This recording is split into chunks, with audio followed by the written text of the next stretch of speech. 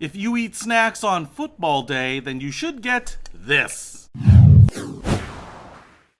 What's happening, Panda Nation? Peter Von Panda here. There's nothing like sitting down and watching your favorite football game, putting a little bowl of your favorite snacks, Flamin Hot Cheetos, Doritos, those types of things, on your belly and just sitting there and enjoying. And you can get a personal snack dish like this, but this one is really cool. It's actually the football snack bowl, as you can see right there.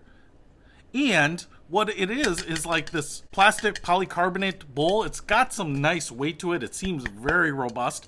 And what you can see here is the way this is ribbed, it kind of looks like stadium seats all the way around. Kind of reminds me of Lambeau Field. You know, a few stadiums wrap all the way around like that. But then right inside in the middle there, you have a little football field. All 100 yards of it. It says touchdown in the end zone. Guess they don't want to sell them in individual team motifs here. But that is pretty cool. So when you get down to the bottom, you can realize, hey, I'm like a giant. I'm like a godlike figure eating snacks out of an arena, out of a full stadium. To make you feel very big and powerful. Your own little snack bowl.